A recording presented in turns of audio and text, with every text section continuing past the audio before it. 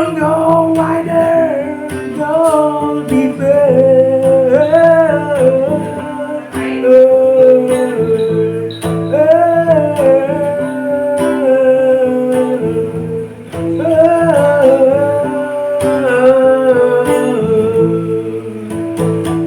Balik lagi di ngomong melulu, gue yang ngomong melulu dan lo yang dengerin melulu.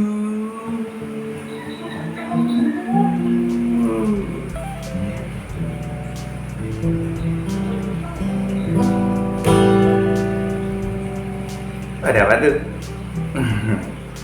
Enggak, tadi ada yang lewat. Istri gue. Ya, balik lagi di ngomong dulu kali ini yang akan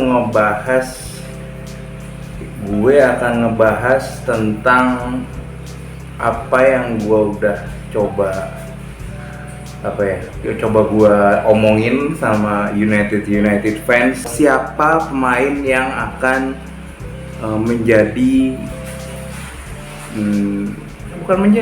akan moncer, karirnya akan lebih baik di era Ralf Rangnick ini. Dan udah banyak nih jawabannya dan wah, cukup menggiurkan untuk dibahas juga nih. Oke, yang pertama tuh gue coba ngomong dulu nih udah punya Instagram ngomong-ngomong, jadi lu harus add di Instagram @ngomongmelulu NGOMONG.melulu ya, di follow ya, biar makin tahu nih kapan gue update, kapan gue mau ngomong melulu, biar lu juga dengerin melulu. Tadi barusan yang gue nyanyi itu lagu yang di request oleh nggak di request sih, tapi dia memberikan sebuah kalimat yang akhirnya gue jadiin lagu yang Don't go wider, go deeper. Don't go wider, go deeper.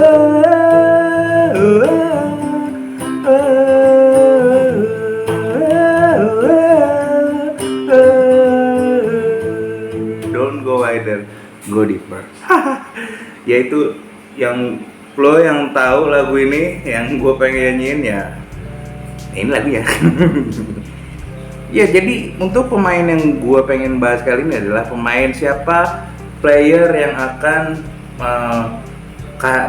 menanjak karirnya di era Ralf Rangnick ini. Nah, sebelum kita sampai ke situ, gue pengen ngebahas dulu nih, karena tadi malam United baru aja membawa pulang 3 poin dengan 1 clean sheet. Udah 2 clean sheet yang ditorehkan oleh Ralf Rangnick. Waktu itu melawan Crystal Palace dan sekarang melawan Norwich City yang notabene adalah juru kunci.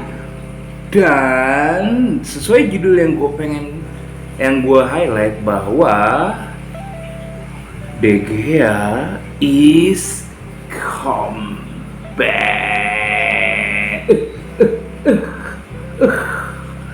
De Gea is comeback. Ya, De Gea tuh mainnya keren banget. Tadi malam total ada 3 save yang sampai gini. Good save by David De Gea. Wah, itu kalau udah ngomong kayak gitu komentator, fantastic save by David De Gea, itu udah berat tuh, save yang berat gitu, yang wah, berapa persen gol lah. Dan gue ngeliat sendiri, kebetulan nonton di SCTV ya kan, dan lu juga pasti nonton. Oh iya, kalau lo mau dengerin ngomong dulu, baiknya lo nonton sih. Ya baiknya bisa nonton sebenarnya biar ngebahas enak ya kan. Nah, balik lagi ke permainan tadi malam yang gue harus highlight permainan. Emang De Gea menjadi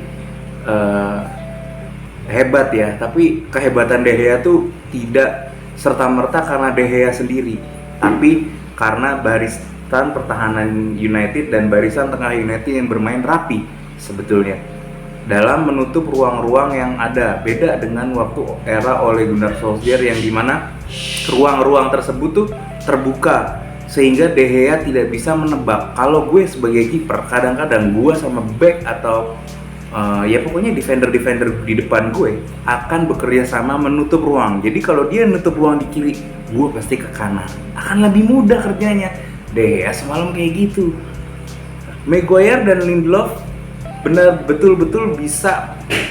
Gue rasa Ralf Rangnick udah banyak latihan set piece ya, dimana bola-bola set piece tuh biasanya kita tuh kebobolan gitu di era Ole Gunnar Solskjaer, dan itu menjadi momok gitu. Kadang pernah juga dibobol sama Everton di menit-menit akhir jadi seri, itu dari set piece juga. Nah sekarang nih beda cara ngadepin set piece-nya, dimana Lindelof dan Maguire bahu-bahu menutup ruang yang ada. Oke, sundulan ada yang masuk ke De Gea, tapi karena ruang yang diberi seperti sudah di set, jadi De Gea dengan mudahnya menebak arah tersebut. Ya tetap yang sundulan terutama itu bakat dari refleks De Gea yang emang kita harus apresiasi. Dan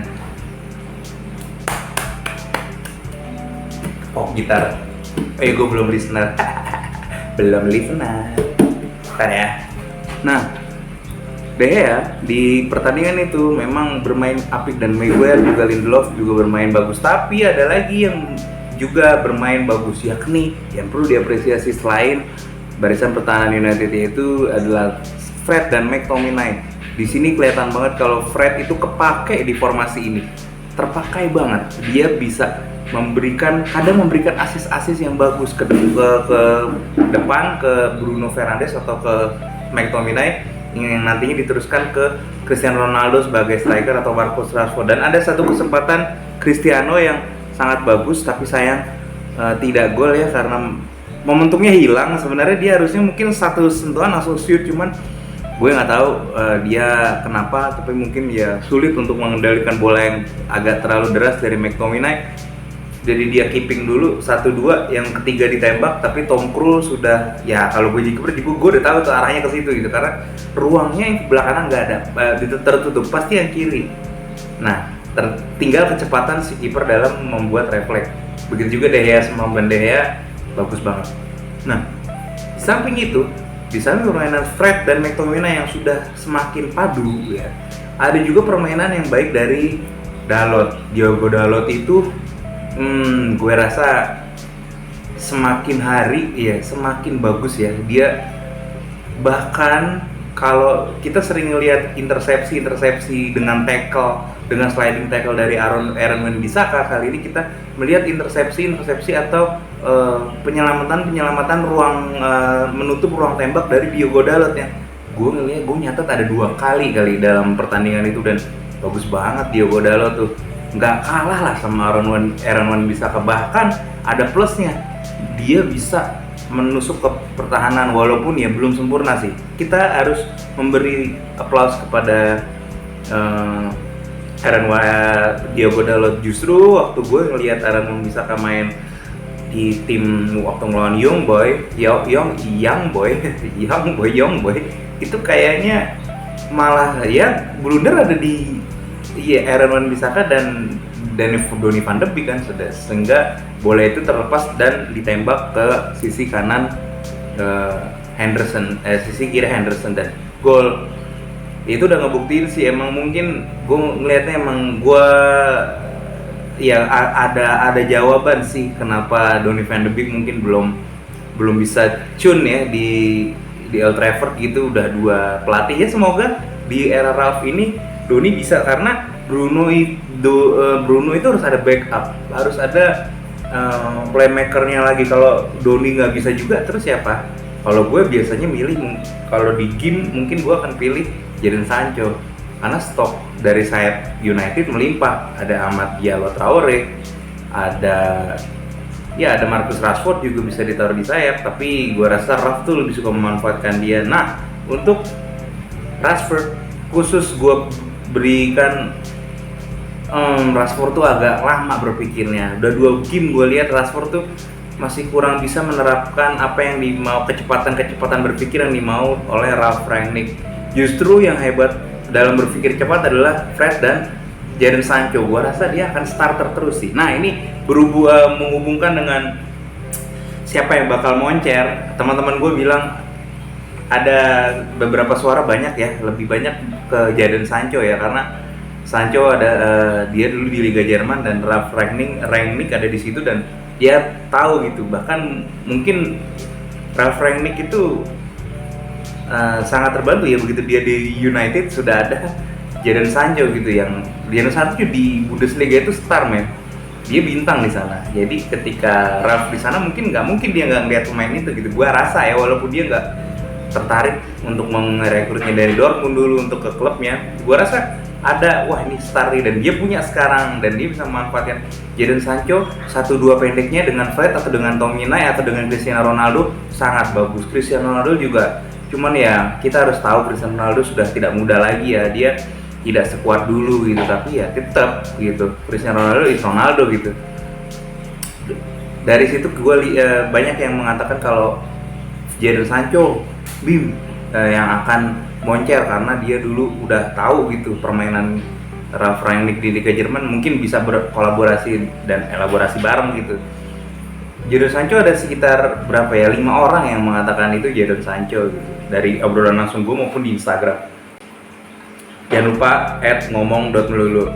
Ya banyak yang dengerin gue kan, gue ngomong mulu, yang dengerin juga harus melulu banyak. Dari Jadon Sancho ada yang juga yang mengatakan Donny van de Beek gitu, tapi ya Donny van de Beek gue hanya dengar satu suara sih, dan itu kawan gue yang ya, pencinta bola juga gitu, tapi dia mengharapkan dua, Donny van de Beek dan Fred.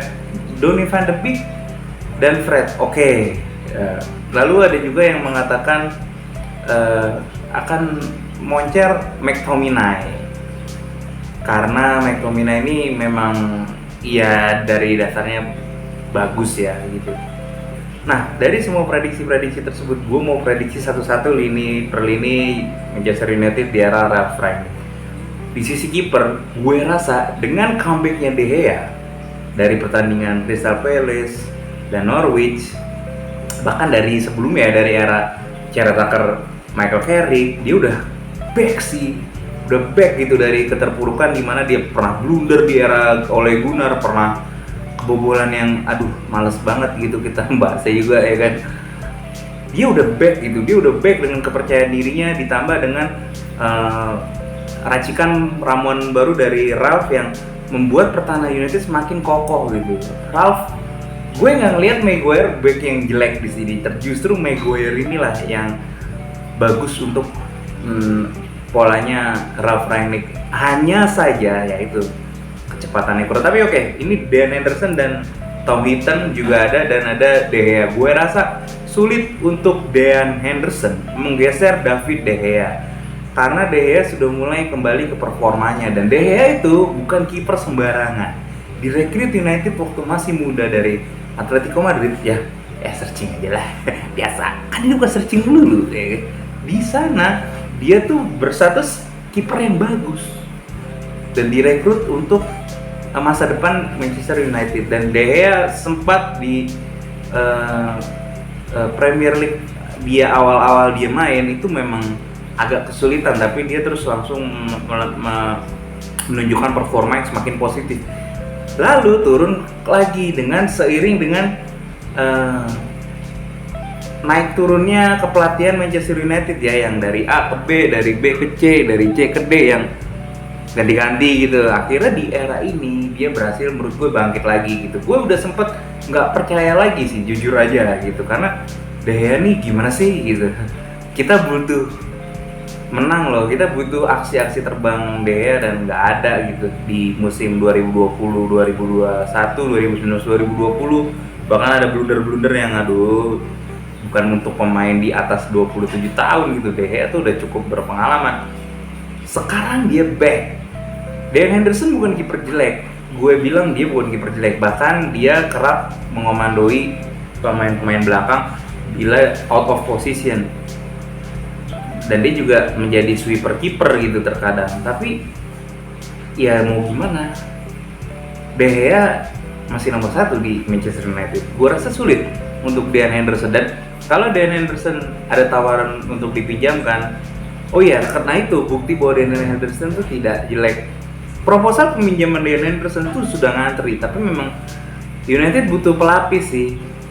Gue sih menyarankan untuk Dean Henderson tetap di United ya, karena Ralf ini tidak seperti Ole Gunnar yang gue lihat dia berani, contoh di lawan Young Boy aja gitu, di ajang Champions League dia berani melakukan rotasi dengan banyaknya pemain muda. Di situ tercatat ada berapa? Ada 8 pemain muda atau sekitar, ya searching aja balik lagi, tapi gue baca emang banyak informasi bahwa ada banyak pemain muda yang dimainkan, bahkan ada beberapa yang ini ya jadi main dari awal gitu, jadi starter gitu. Di sini gue ngeliat ada motivasi Ralf itu untuk melakukan rotasi, dan gue rasa Dean Henderson bisa digunakan seperti kemarin kan dia dirotasi dengan De Gea. Kalau Ole mungkin udah tetap De Gea aja atau tetap Dean Henderson terus gitu. Di situ gue rasa Dean Henderson harus berani bersaing sehat. Jangan dia pergi. Dean Henderson dalam masa depan kami, karena De Gea juga pasti semakin lama semakin tua ya.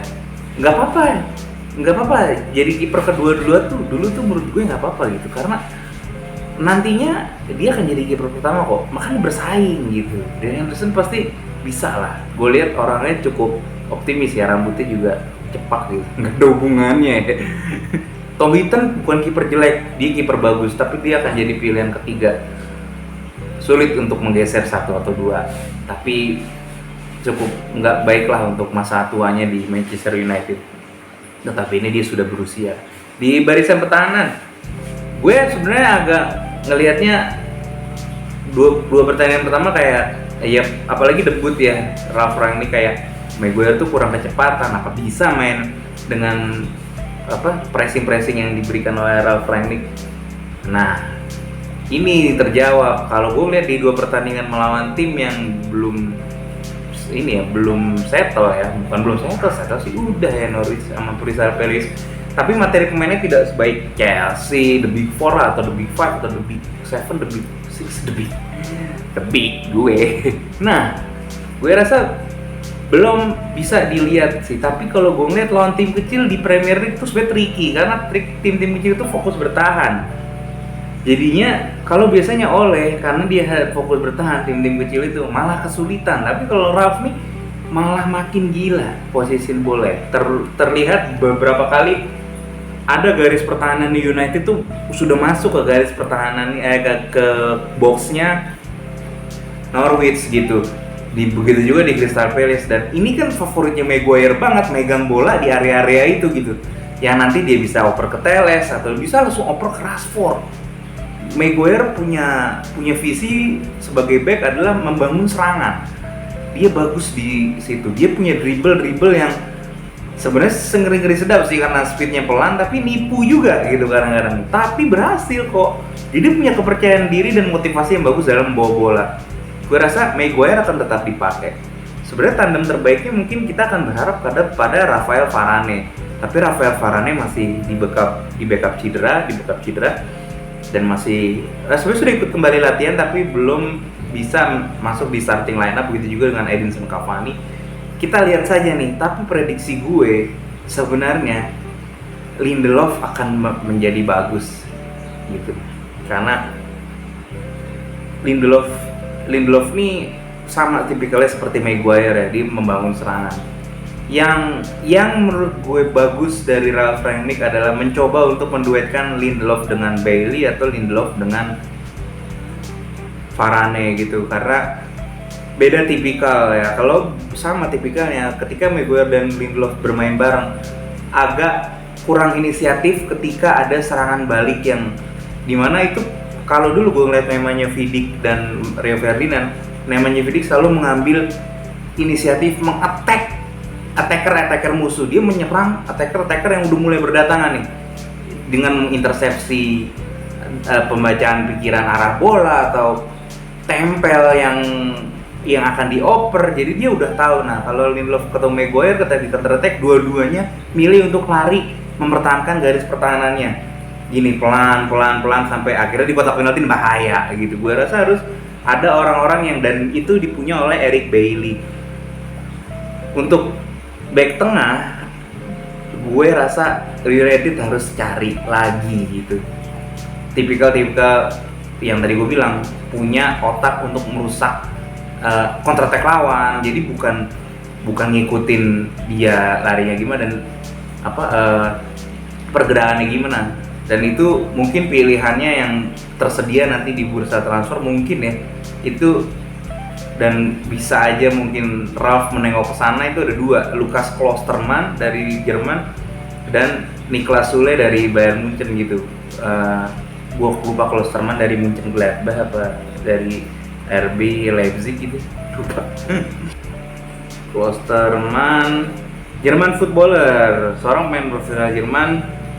Oh, bek kanannya RB Leipzig. Nah, gue bilang dia harus merekrut Lukas Klostermann yang dimana dia mempunyai overlap yang bagus juga untuk maju ke depan. Dan ya gue rasa mungkin dua-duanya juga bisa dijadiin alternatif kalau emang sekiranya mau membuang Phil Jones ya, atau gue nggak tahu. Eric Bailly bagus tapi angin-anginan soalnya. Gue pengennya kalau ada back tuh ya ada Maguire, ada Lindelof, ada Lukas Klostermann atau Niklas Süle gitu. Bagus sih karena orang Jerman ketemu orang Jerman yang latih Jerman. Oh iya, asal lu tahu ya, kalau Jerman itu punya etos kerja ngeri. Gue kebetulan juga nyimak Bayern Munchen bahwa manajer dari Jerman dan etos kerja sepak bola di Jerman itu sangat bagus ya. Tidak ada istilahnya di Jerman tuh kalau wah merundungi nasib gitu. Enggak, mereka tuh selalu positif. Besok harus menang atau kita harus ngapain. Jadi bangun tidur mereka tidak akan selalu, malah dia saling menyapa dan kembali ke tempat latihan dan hai untuk selalu menjaga vibe positif dari kepelatihan. Dan itu bagus ketika Ralf Rangnick masuk ke Manchester United. Dan gilanya Ralf Rangnick memang kelihatan sih. Nanti kita kita bicarakan juga. Oke, di back sayap, sektor back sayap, kalau mau beli pemain lagi satu aja sih gue rasa cukup gitu. Karena kalau gue ngeliat yang agak lemah mungkin di Aaron Wan-Bissaka ya. Kalau Luxio masih bisa attack, tapi kalau Aaron Wan-Bissaka tipikalnya memang lebih ke defense, malah kayak back tengah dia. Saya posturnya kurang tinggi aja. Mungkin bisa Aaron Wan-Bissaka digeser ke pemain tengah bertahan gitu di Fred atau di McTominay. Tapi siapa yang bisa ganggu McTominay dan Fred? Dan gue prediksi McTominay dan Fred akan menjadi starter dimanapun Manchester United berlaga. Di back sayap gue rasa harus merekrut satu pemain lagi, dan gue bisa mengajukan nama dari back sayapnya back kiri ya, kalau nggak salah back wing back full backnya kirinya dari Bolonya, yaitu Aaron Hickey. Aaron Hickey ini gue perhatiin bagus ya, dia punya overlap yang bagus juga dengan umpan-umpannya yang bagus, yang beberapa kali membantu kesebelasan Bologna untuk mengkonversinya menjadi gol gitu. Jadi bisa juga merekrut Aaron Hickey itu tersebut dari Skotlandia, footballer asal Skotlandia. Jadi nggak ada masalah dari Luxio, dari Diogo Dalot, Teles, apalagi. Jadi kalau untuk di back sayap, gua rasa yang akan moncer adalah Teles sih. Teles itu makin gile gitu, kelihatan bahwa dia tuh powerful banget, bisa gitu ya, bisa membuat umpan-umpan yang bagus, stamina-nya juga sepanjang laga itu bisa terjaga. Beda sama Dalot yang masih belum bisa menjaga stamina-nya selama 90 menit gitu. Tapi gue harap Dalot bisa. Di back yang akan naik mungkin adalah itu tadi, gue perlu menyarankan untuk merekrut Klostermann atau Niklas Süle gitu. Untuk di tengah sudah jelas Fred dan McTominay, gue prediksi tidak akan tergantikan. Apalagi mengingat Paul Pogba yang kayaknya udah nggak mau main di Manchester United. Bahkan ini gilanya, menyambungin tadi, gilanya Ralf Rangnick adalah bilang bahwa Pogba itu tidak harus ditahan gitu, karena Siapa yang harus meyakinkan orang untuk bermain di Manchester United? Gile, ada benernya sih. Klub itu lebih besar daripada Paul Pogba, yang gaji siapa? Nah, Paul Pogba tuh udah di taraf, dia kayaknya udah bingung gitu ya, antara dia masih mau main di United atau enggak, sedangkan kedatangan pelatih baru yang merupakan tantangan baru gitu. Gue ngeliat dari kedatangan pelatih baru ini memang Pogba ini belum menunjukkan ngomong apa-apa ya, karena dia masih di Dubai memulihkan cederanya. Bahkan Ralf sempat bilang bahwa kenapa dia dipulihkan di sana, sedangkan itu terjadi ketika saya belum ada di sini gitu. Kalau dia menyarankan akan menyembuhkan Paul Pogba di Manchester United, ya di pusat pelatihan, mungkin gue juga kurang paham maksud dari itu, tapi dia menyayangkan dengan pemulihan Pogba yang ada cedera di sana gitu. Gue kurang paham. Intinya Ralf Rangnick nih beda banget dari Ole Gunnar Solskjaer, yang biasa kalau Ole Gunnar tahu pemainnya salah, tahu pemainnya yang bikin, pasti di alam, pasti dia yang pasang badan Ole gitu. Iya, Ralf juga iya sih, tapi bukan, dia berani gitu untuk membuat statement bahwa tidak ada ya orang yang harus meyakinkan pemain untuk bermain di Manchester United. Iyalah, Manchester United itu mau kayak gimana, dia itu tetap tim besar. Mau kata dia nggak punya duit, katanya tetap dia beli Jadon Sancho dan Maguire. Iya nggak? Mau itu kredit kayak, mau itu ntar bayarnya kapan kayak, tetap aja dia bisa beli pemain macam Maguire dan Jadon Sancho. Kalau dia nggak belanja, iya emang lagi nggak belanja aja. Ya harusnya bersyukur lah jadi fans Manchester United. Bagus kok, tim besar gitu. Jadi sabar aja. Nanti kita akan kembali ke, ya kalau kita sembari berdoa supaya Ralf bisa meramu tim ini dengan bagus. Oke, kita lanjut ke karena dia memakai sistem 4-4-2, 2 pivot dengan 2 sayap yang sekaligus attacking midfielder dan 2 striker. Jadon Sancho, iya bener, gue sepakat juga sama beberapa kawan gue yang bilang Jadon Sancho akan moncer. Ya, di gelandang serang Jadon Sancho akan bagus banget. Iya, tapi Jadon Sancho doang jadi pilihan. Gue nggak tahu kalau Mason Greenwood akan ditaruh di mana, karena Mason Greenwood sejauh ini masih menggantikan peran dari Jadon Sancho. Kalau Mason Greenwood main di menit awal di posisi dimana bukan posisinya dia sebenarnya, yaitu di posisinya Jadon Sancho, yang mana itu adalah attacking midfielder sekaligus sayap yang punya fleksibilitas main melebar, main ke dalam kotak penalti, main ke tengah. Gue nggak tahu Mason Greenwood bisa atau nggak, karena gue ngeliat Mason Greenwood adalah pemain nomor 9 bagi gue, dengan atribut kaki kanan dan kirinya yang siap membagel bola. Dia tuh Wayne Rooney sebenarnya, tapi badannya aja belum jadi, fisiknya belum tertempa.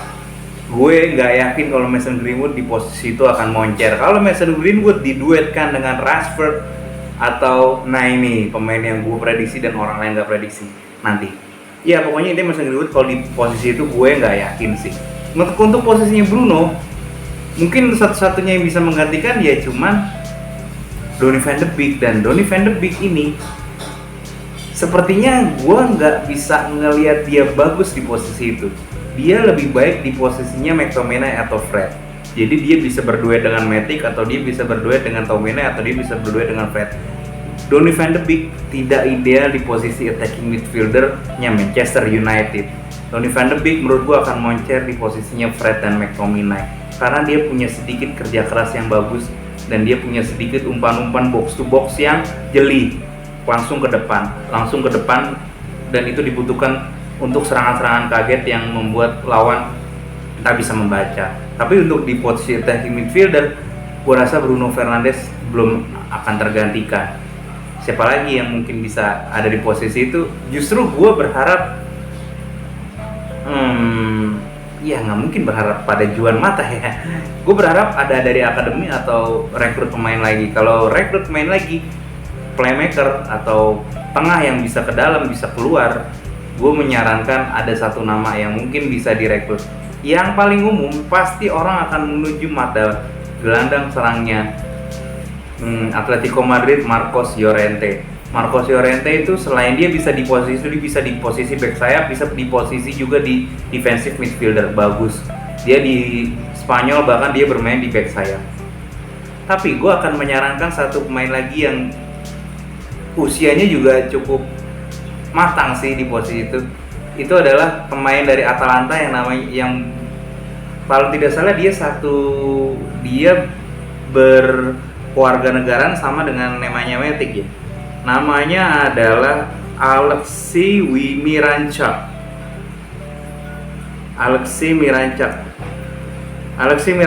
Ya, Miranchuk. Gue bacanya Alexis Miranchuk. Itu dia enggak, dia Russian football player. Ternyata beda sama namanya Matic. Alexis Miranchuk bisa dibeli karena bukan pemain yang digembar-gemborkan ya. Jadi pembelian slow aja gitu. Itu dia mempunyai kaki kiri yang bahaya. Gue rasa dia bisa ditaruh di posisinya Jadon Sancho jadi posisinya Bruno. Jadi bisa ada rotasi yang bagus. Karena Van de Beek menurut gue di defensive midfielder aja. Untuk di striker depan, Cristiano Ronaldo gue rasa kalau dia masih akan di United akan tetap jadi pilihan ya. Dia belum cocok memang di formasi ini, tapi gue ngelihat dia bisa memberikan supply bola kembali ke defensive atau central midfielder ketika melakukan position ball. Hanya saja pergerakan ruang dia untuk membuat gol di formasi Ralf Rangnick ini belum kelihatan. Tampaknya dia belum bisa berbagi peran dengan adanya dua striker gitu. Begitu juga Marcus Rashford yang sangat lama sekali berpikir, malah lebih lama berpikirnya daripada Cristiano Ronaldo yang lebih tua gitu. Kalau Ronaldo meskipun fisiknya udah nggak terlalu buin, tapi pemikiran dia untuk main 1-2 cepatnya dia sudah terbiasa nampaknya karena sudah berbagai klub dia coba. Kalau Rashford nih masih agak lama, dia harus belajar sama juniornya kayak Jadon Sancho gitu. Dia lebih cepat gitu. Nah oke. Gue mau prediksi satu striker yang orang selalu mendiskreditkannya di satu musim kemarin terakhir karena statistiknya jeblok banget, golnya kalau nggak salah cuma 2 dan itu adalah Anthony Martial. Memang Anthony Martial digosipkan akan di Lego, bahkan Anthony Martial sudah menghubungi agennya untuk berbicara kepada halayak luas bahwa dia minta di Lego pada Januari. Tahu nggak, Anthony Martial itu dulu itu wonderkid. Dia statusnya sempat menjadi Young Player of the Season kalau nggak salah di Premier League 2016. Gue lupa, lo searching aja. Jadi Anthony Martial ini sebenarnya bukan pemain jelek ya. Dia punya teknikal yang gawat. Dia punya tipu-tipu yang sebenarnya bagus, tapi nggak keluar nih di 2 musim terakhir nih. Problemanya apa? Gue kurang tahu. Mungkin motivasi di dalam dirinya mulai berkurang dengan adanya apa, dan dia belum dimainkan di era Ralf. Oke, belum jadi starter, nggak tahu waktu lawan ini, gue agak lupa waktu lawan Young Boy. Tapi Anthony Martial nih punya teknik-teknik. Lu lihat sendiri di musim 2019-2020, golnya Anthony Martial 26. Greenwood juga sama kalau nggak salah waktu itu Greenwood dan Anthony Martial menjadi tumpuan kita ya. Dikala belum ada Bruno Fernandes, masih Lingard gitu. Oh iya, berbicara Lingard, sebenarnya dia pemain bagus. Itu idola gue banget waktu dia masih megang nomor 53. Itu adalah nomor pertamanya dia debut kalau nggak salah.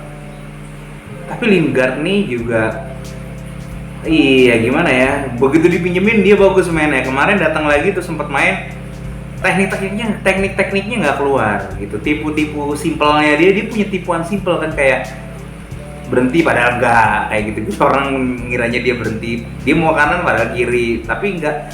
Cuman gampang sih, bukan yang beribet harus sambal kayak Cristiano Ronaldo gitu. Tapi dia belum juga kembali dan masih angin-anginan. Kayaknya motivasi Jesse Lingard di Manchester United sudah hampir habis ya.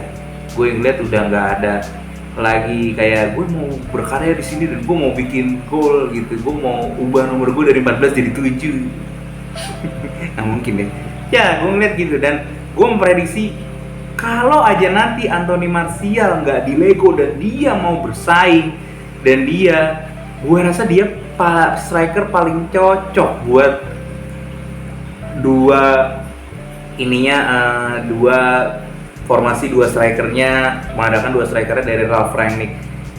Dia itu tipe yang gimana ya, gue ngeliat waktu dia sama Rashford suka kerja sama ya, dia tuh kayaknya emang cocoknya main jadi dua striker. Gue inget era Dwight Yorke sama Andy Cole gitu.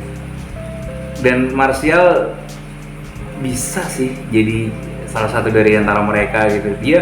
Karena dia tuh punya pergerakan-pergerakan tanpa bola yang ya tapi magernya aja gitu. Ya harus berubah sih. Dia harus berubah, tapi pergerakan-pergerakan tanpa bolanya tuh terkadang memberikan ruang lagi untuk yang lagi bawa bola gitu. Tapi kalau dia lagi nggak dijagain, ya siap-siap aja ketipu sama tipuannya Anthony Martial yang di chip. Dia bagus tembakan chip sih, tembakan congkel-congkelnya tuh bagus. Dia juga punya flashing yang bahaya kencengnya juga deres gitu. Jadi Anthony Martial kalau dia mau bertahan dan dia mau bersaing dengan yang lain, nggak usah lihat tawaran fantastisnya Barcelona atau Newcastle United mungkin. Gua rasa Anthony Martial bisa kembali dan gue prediksi Anthony Martial adalah striker paling cocok dimainkan di dua striker formasi Ralf Rangnick. Oke, jadi menurut gue yang akan moncer di bagian back justru adalah Maguire.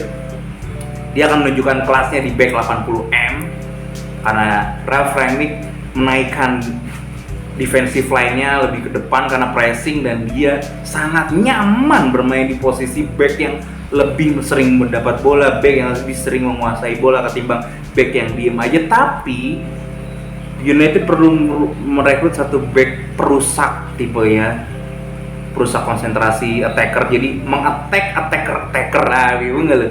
Jadi menyerang attacking lawan yang akan melakukan serangan balik atau serangan terstruktur masif, dan itu ada di Lucas Klosterman atau Niklas Sule. Tapi Maguire kalau di tandem sama Niklas Sule jangan salah loh, kelihatannya tinggi gede, lebih gede dari Maguire, tapi kecepatannya lebih cepat dari Maguire. Hanya syaratnya jangan diduetkan dengan Lindelof, karena Lindelof dan Maguire sama, memiliki tipikal yang sama. Jadi mutlak nih, di sini Maguire Lindelof, di sini Varane dan Eric Bailly, atau begini sebaliknya aja, jangan Lindelof dan Maguire. Itu Maguire akan moncer di bagian tengah, sudah pasti. Jagoan gue, Terminator, akan semakin menjadi keras berikut dengan Fred, dan akan semakin padu antara kekuatan dan kecepatan pressing. Maguire akan terbantu di lini belakang. Di back sayap, gue yakin Teles akan jadi moncer dan star selanjutnya. Teles, Dalot harus mengikuti Jack Teles. Di bagian tengah, Jadon Sancho, gue sepakat sama yang lain, Jadon Sancho akan moncer. Dan sisi striker, gue pasang Anthony Martial. Anthony Martial. Dan di kiper De Gea. Oke, itu aja prediksi pemain yang moncer menurut gue, menurut ngomong melulu. Dan ikuti video selanjutnya, dan jangan lupa like, komen, dan subscribe. Bahkan share video ini kalau emang lu suka. Jangan lupa buktikan prediksi pemain yang moncer versi gue.